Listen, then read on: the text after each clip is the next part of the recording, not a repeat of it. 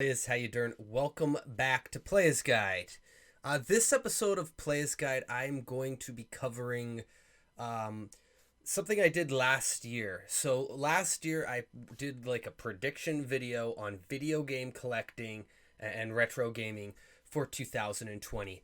So I want to take a look in a retrospective way at what did I predict correctly that was going to happen, and what was incorrect, because there was a lot of things that I didn't know were going to happen, like COVID-19. So let's see what impact that had on the video game market.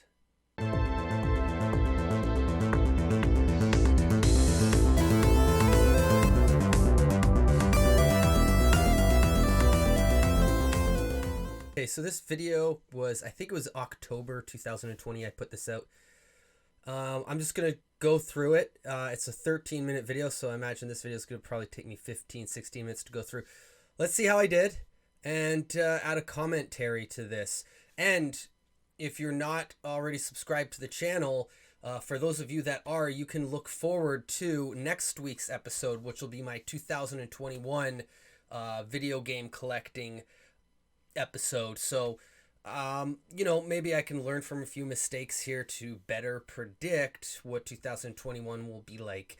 I did this one in October, and it's now December 2020. So, 2021 is really just right around the corner.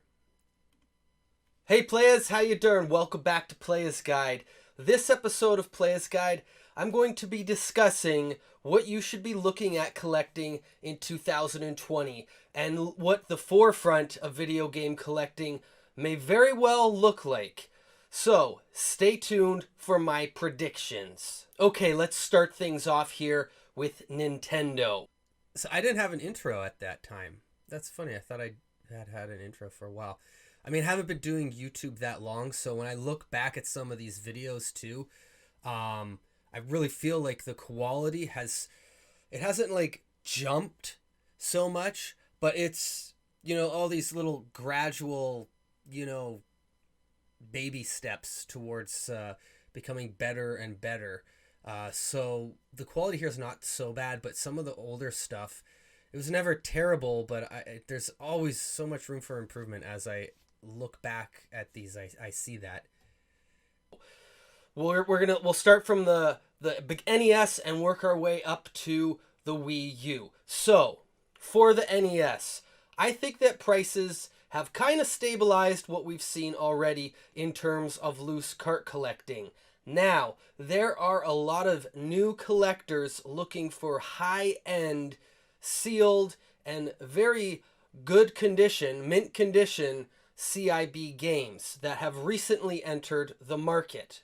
It looks as though a lot of them are looking to buy these games as an investment and hold on to them in the long term to hopefully be able to get some type of return on them. And they are spending a fortune on these games. I don't normally believe in the bubble theory. I didn't before, but prices are blowing up pretty big that it could be creating a bubble. And if this trend continues over the next 2 or 3 years, I can't see it sustaining itself because there just aren't enough people in the market for those higher end sealed games and CIBs. That being okay, so I don't know what I'm going to say next. I can't remember what I said so long ago, and I don't continuously watch my videos back. Anyways, there's a few things there that there's one thing there that I think I kind of got wrong. Otherwise, I pretty much hit the nail on the head with the hammer. The prices for NES games maybe went up a little bit for the loose carts, and probably went down maybe a little bit for some games, and then up quite a bit for, a few of them. I think the unlicensed stuff maybe went up a little bit more this year than some of the licensed games. But I mean, the unlicensed stuff is still criminally underrated. What I didn't get right was that I was saying I don't believe in a bubble thing, but if there was a bubble, it's going to burst in 3 years. So um, that there's no bubble is true. I still don't believe that there's really a bubble. I think it's peaks and valleys. It's almost like if you're investing in a stock market. So when you're looking at games in terms of really rare ones, or sealed and graded higher end video game collecting, it is definitely like you are playing a market. Now that market, as we've seen in last week's episode of Playas Guide, the retro gaming news for November, the Super Mario Brothers 3, I think it was 9.2 WADA graded, was 156,000 if I'm not mistaken. If I am, correct me in the comments below. That just goes to show that this market is growing and is continuously growing, and there isn't a sign of slowing down. At some point, it is going to drop off. There will be a peak, but I don't think it's a bubble that's going to burst and it's going to drop down and be worthless. It's going to drop off, and then it's going to start climbing again, and then it's going to drop off maybe a little bit more the second time or third time it drops off. But this is what we're going to see. It's just going to be a gradual up and down climb, almost like if you look at real estate. Real estate, yeah, sometimes, if you look at like back in 2008, it dropped way off. But I mean, if you look back a couple decades, it didn't, over time, the landscape is that value is increasing. And I think that is what we're looking at with the sealed and higher end rare games. So we'll see. I'm going to do an episode and touch upon this a little bit more, try to go more in depth with these things. But looking back at that prediction, I don't know. I mean, in 3 years, things could drop off, but there's not going to be like a steep decline. Not for an extended period of time, anyways. That being said, collecting for NES is still not a bad time to do it. Prices could go up a tiny bit on some of the loose cart, but generally the loose cart price affects the CIB and sealed games more than a sealed game would affect a loose cart. So I wouldn't worry too much about it as a loose cart collector. As a sealed collector, expect things to get expensive in 2020. So all of that is true. I don't know if I'm going to use this same format of going console by console. Let me know what you guys think of this console by console format, Super Nintendo, NES, talking about each one. But for a while there, NES prices stabilized. I think this year they started to climb a little bit more, but nothing jaw-dropping, But yeah, that is true. The loose games have more effect price-wise on the CIB and sealed stuff than the sealed stuff would on loose. Like, I was just talking about Super Mario Brothers 3. You're not going to see the Super Mario Brothers 3 cartridge take a huge price hike because of that sealed game that sold for a lot of money. Moving on to the Super Nintendo. 2020 is going to be a good time for Super Nintendo collectors because it's kind of going to hit that plateau area that NES hit 2 years ago, where things cooled off, they mellowed out. The expensive games are still going to be pricey. They might go down a bit, but if you're just collecting in general, you're not going to see too many, price jumps or price hikes. Things are going to be pretty moderate. The N64, on the other hand, I think... So Super Nintendo has gone up.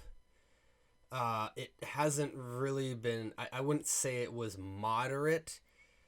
It wasn't huge, though. There was not maybe on like a couple games that I haven't been following or don't know so much about in terms of watching specific prices on any particular game.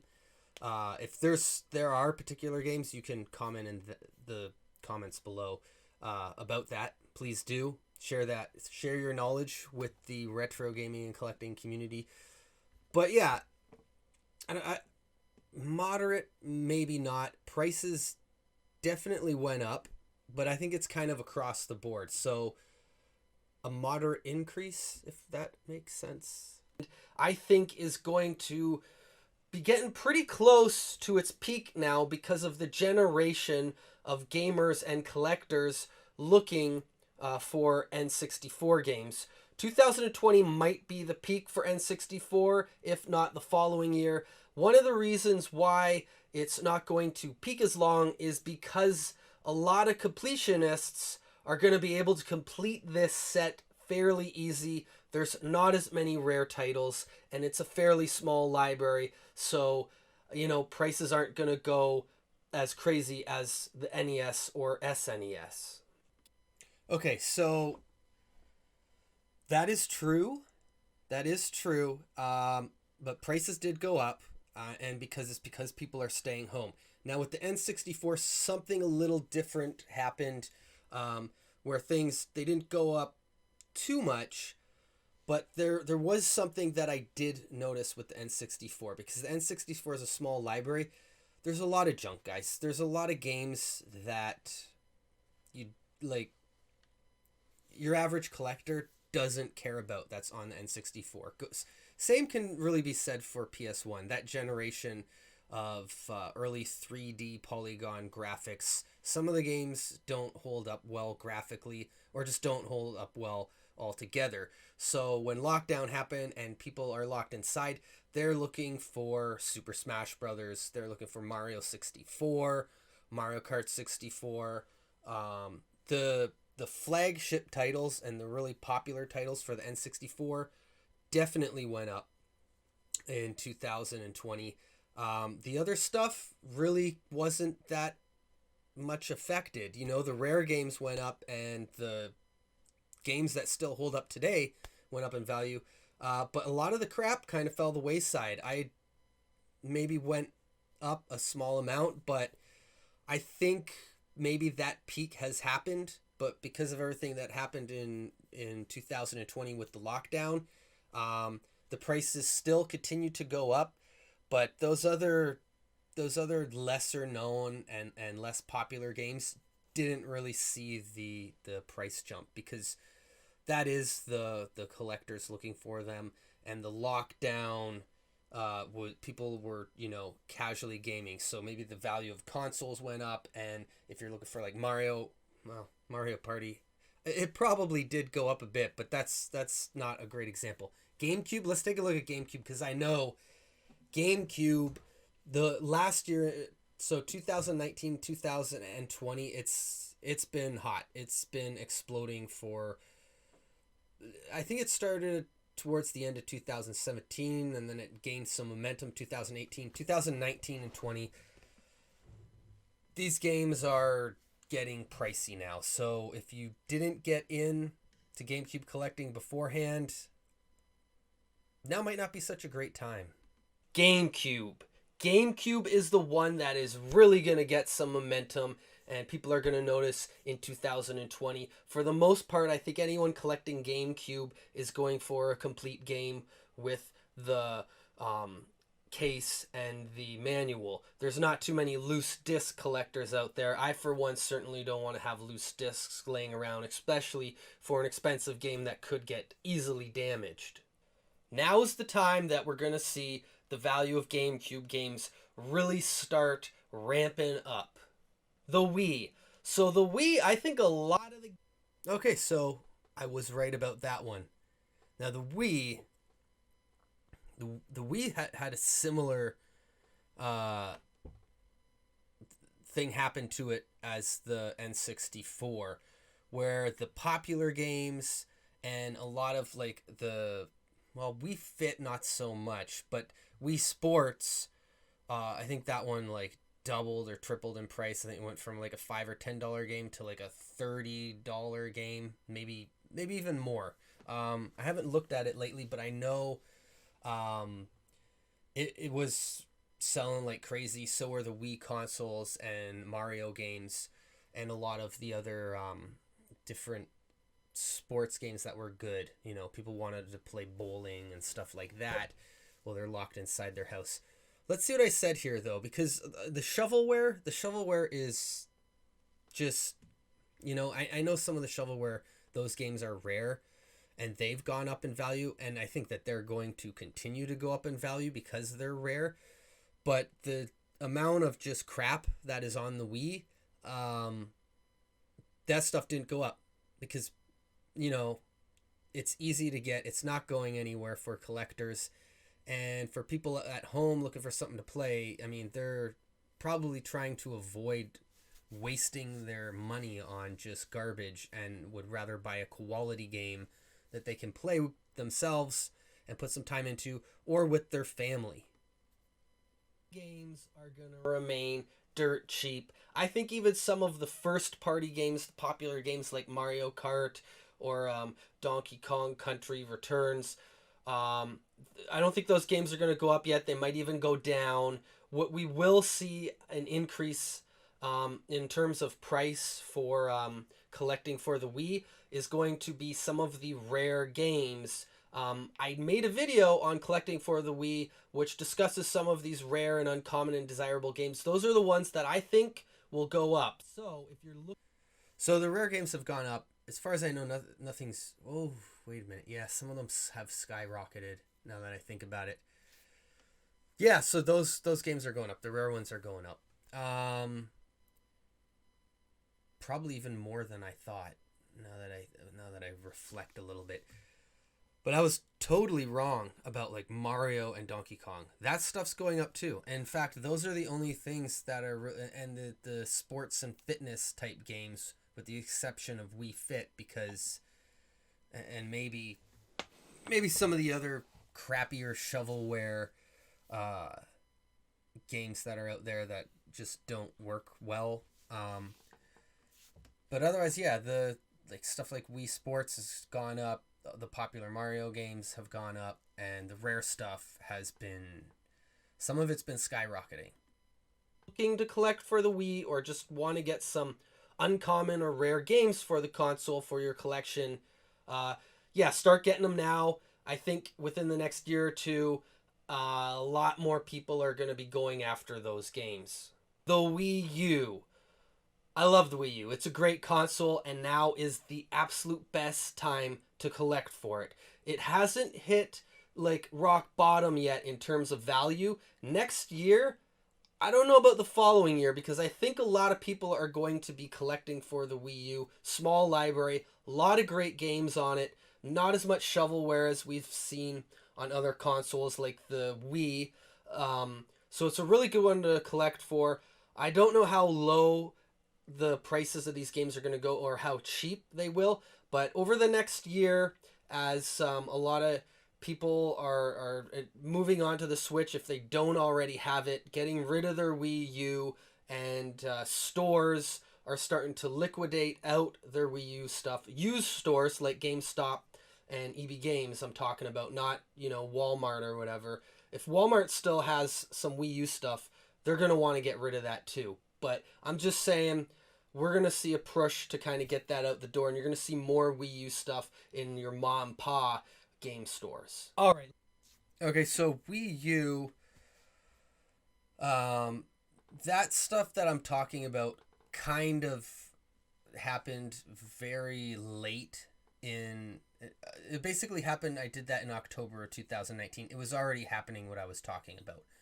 The future of the Wii U. Oh, and by the way, maybe I'll put some annotations here for the Wii and Wii U videos. If not, check out the Collector's Guide playlist here on Playas Guide and go watch those videos if those are things that you're interested in. You're definitely going to find some value in those videos. And eventually down the road, I might update them, but right now I don't think there's any need to. I think they hold up pretty good. So what has happened with the Wii U? Where I live and where many of the other collectors who I talk to on the Playas Guide Discord, linked in the description below, have said is that, you know, the stuff that's in the EB Games and the GameStops is gone. Like, they're not really liquidating that stuff anymore. There's a small selection of games, maybe like Mario Kart 8, which is pretty cheap right now. I'm going to say it's like a $20 game on average, give or take. And a lot of the other stuff that's popular on the Wii U is pretty cheap too. some of the rare games I've noticed, like even Hello Kitty Cruisers, that game's kind of come down in price. So there's a few that have gone up a bit. I think Devil's Third might have seen a bit of a jump in price, but nothing huge. Not a lot of movement on the Wii U front. The games haven't really gone up too much in value. A lot of the stuff is getting ported to the Switch, so I guess maybe with people locked down, they're just downloading that stuff on their Switch. They're not going out and looking for a Wii U and the games. So, yeah, not too much happened in 2020 for the Wii U. But, I mean, next week's video, I'll tell you what I think this means for the Wii U. And if you're a longtime collector, you might already know. Let's talk about Sega. And this is going to be a little bit generalized. I think the rare Sega stuff is going to remain rare and sought after and will slowly go up in value over the next year. There's not going to be anything significant happening on the Sega front. I think Sega has always been looked over a little bit, whereas Nintendo's been more at the forefront of video game collecting. But that's not to say that the popular or sought after Sega titles won't hold their value. In fact, I think that those are the only ones that might go up in value a little bit over the next year. Otherwise, I think Sega's a pretty safe front to collect for because of how underrated it is. And yeah, I think you can find some good deals still for Sega games, including the Genesis and the very underrated Master System. Okay, so Master System is still underrated. Little bit of a price increase there. Genesis is almost reflected the same way as some of the prices we've seen with NES games and Super Nintendo games. Not, maybe gone up a little bit, nothing huge. Now, where Sega has prices have really started to climb is on the Dreamcast and the Saturn. So they're, not as popular as PlayStation 1 or GameCube, but that era of gaming is in demand right now, and prices have climbed in 2020, generally speaking, for those consoles. Some of the stuff on Sega CD and some of the other Sega consoles that came out, including the Game Gear and that, those games have also I feel like they've been quietly going up in value too, which is a smaller library if you're looking for a complete set. Okay, next up is Microsoft. Now, collecting for the Xbox. I think people are going to really start to take notice as to what games are rare and uncommon on the Xbox. The Xbox has been in the value bins. It's been underrated for a long time now in terms of collectability. So, I think we're going to start to see some pricier games emerge from the original Xbox library. The 360, on the other hand, so the original Xbox, there's still a ton of great affordable games out there, and I did a video on this on Xbox Collecting, and it got quite a few hits. I did it earlier this year, same with the Xbox 360, because I wanted to focus on some stuff other than Nintendo. I haven't done anything too uncommon or obscure, collecting for the Atari Jaguar or ColecoVision. And not that they're not mainstream enough consoles, but when I say mainstream, usually think Sega, Nintendo, Xbox, and Sony. So that stuff I've covered because working in a game store and having collected and playing games for many, many years, I know what's out there. A good channel to check out. I'm trying to think of the name of the channel. He does he goes by Musty Hobbit, and he does a series called Xboxer Briefs. This is a great series. Not all of the games he covers are going to be hidden gems, But I've been able to pick up a couple hidden gems, so to speak, on the Xbox because of this channel for pretty cheap. Games that I'd seen before maybe and didn't really know too much about what they're about. But Xbox is gaining momentum now. A lot of the value bins still exist, or the value shelves and the value games that you see around when you're thrifting or in game stores. But there is not as much selection as there used to be. And we're really starting to see the quality games are going up a little bit in value. And the rare games certainly are going up in value. And then again, I think it's to do with this generation, the early 2000s, where a lot of the kind of lesser known, crappier stuff just isn't seeing an increase. And Xbox 360, I'm going to say the same thing about that too. Right now, maybe I don't know what I'm going to say here, I forget. But the rare stuff, I'll put some annotations too for these videos as well, these collecting rarity guides. The Xbox 360 rare games have been going up in value. They've been identified, maybe not just by me, but within other collecting communities. So people are becoming more aware of what Xbox and Xbox 360 games are really hard to find. So those are going up in value.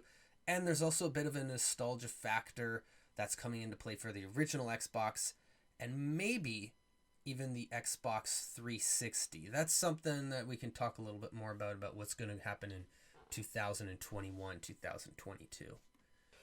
Stores like EB Games are not going to be taking them in anymore.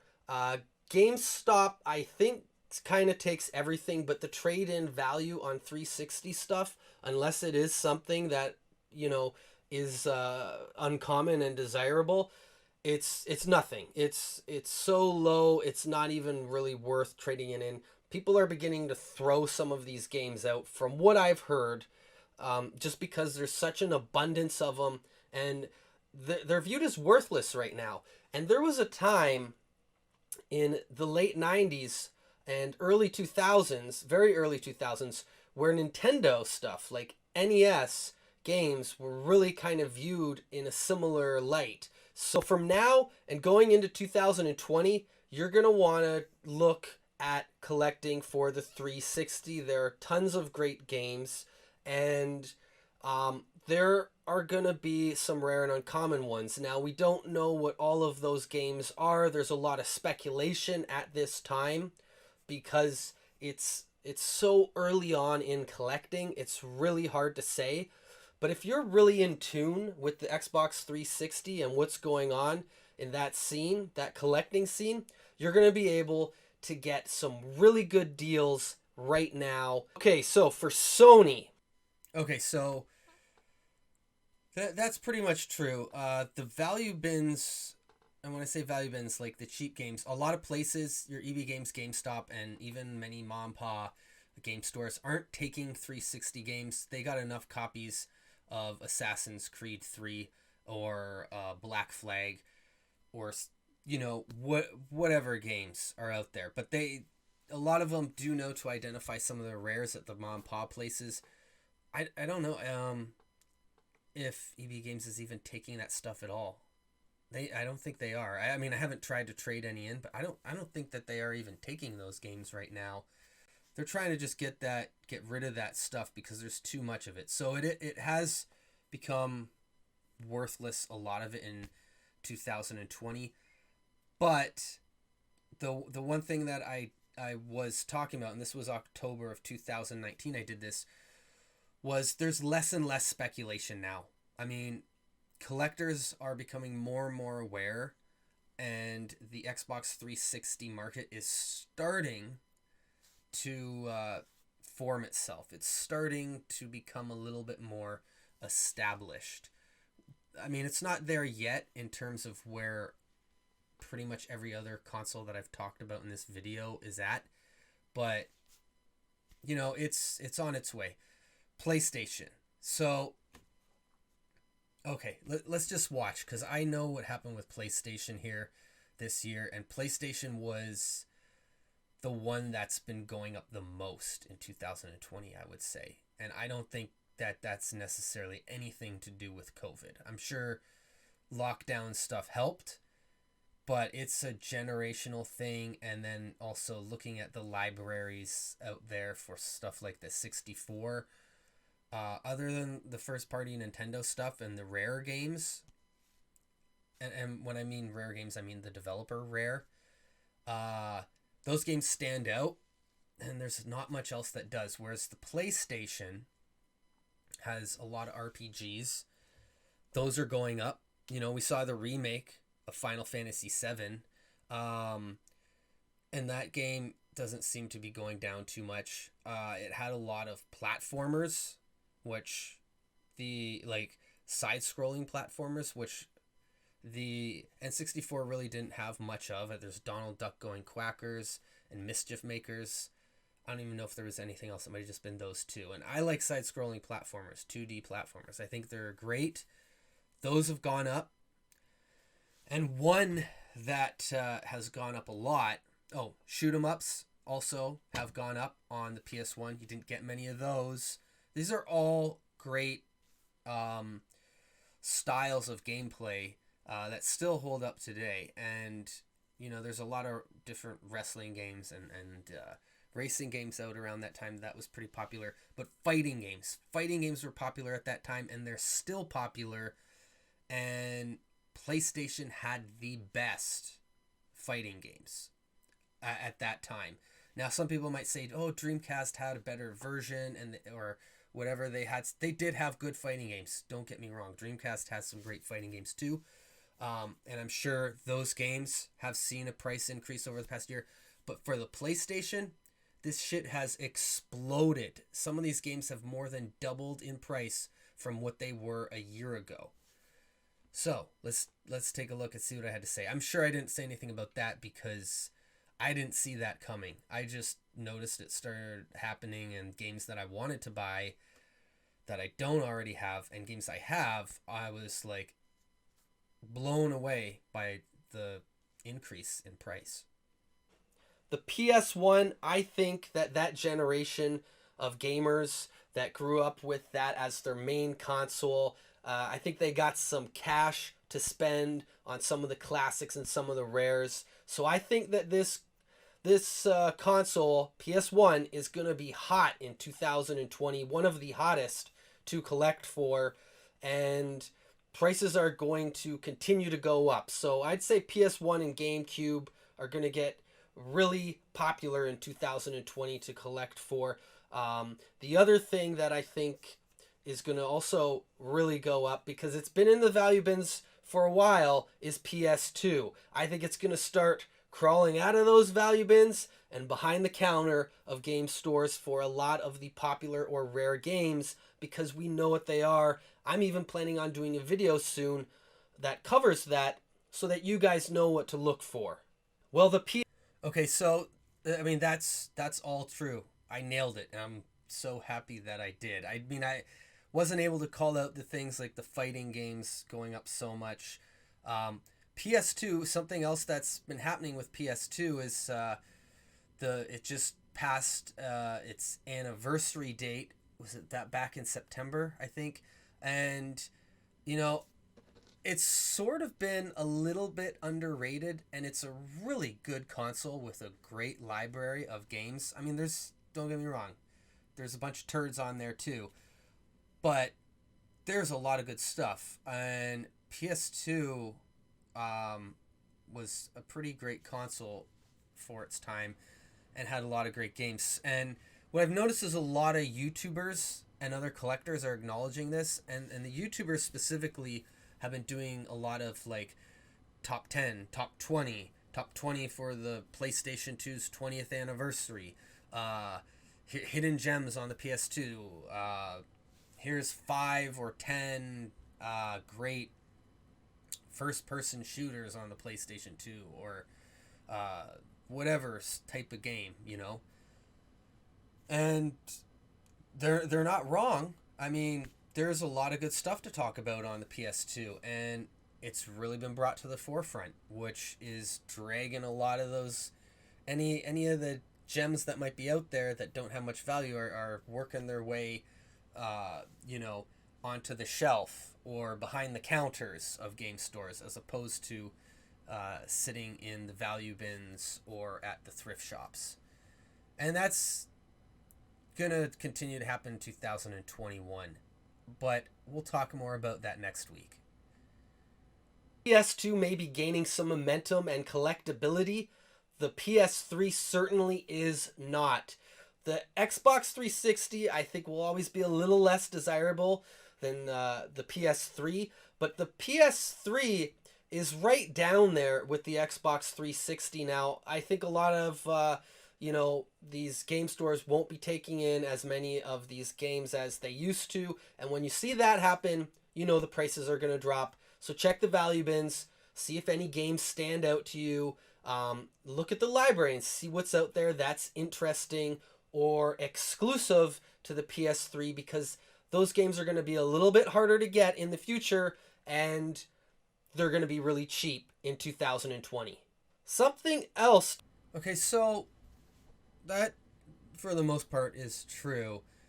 It's very similar what's going on to the PS3, what's going on with the Xbox 360, except PS3's got maybe, you know, a little bit more going for it in terms of popularity and increase in value. But yeah, I don't think there's too many stores, you know, taking in the more common PS3 games. The stuff that's exclusive or rare, you know, that stuff has gone up a bit. Yeah, not too much to touch upon there. I would say that I did underestimate the increase in value of a lot of this stuff, but otherwise, yeah, stores aren't looking to take those games or 360 games. We'll see. Maybe in the future that might create a little bit of shortage, which will create demand. Who knows? We'll see.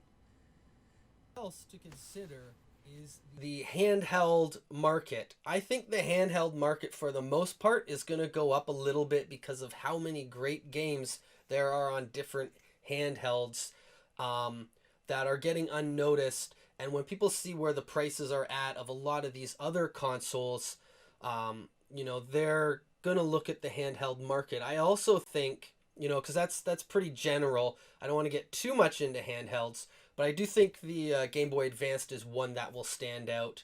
I'm not too sure about the original Game Boy at this point, but I don't think that any of those rare games are going to go down in value either. Okay, so that I wanted to actually stop it there before I said Game Boy Advanced and say, well, the Game Boy Advance, some of that stuff's gone up a little bit in value. So, I mean, I was right about that. I mean, everything is kind of going up in value, especially if it's considered rare. But the Game Boy Advanced is around that same generation of nostalgia of people that I talked about in this video that, getting maybe their first full-time job, finishing up school, or already established themselves in another workplace. They're starting to get their groove, make a bit of money, and look at some, good Game Boy Advanced games, as well as like old-time collectors who have been collecting for years.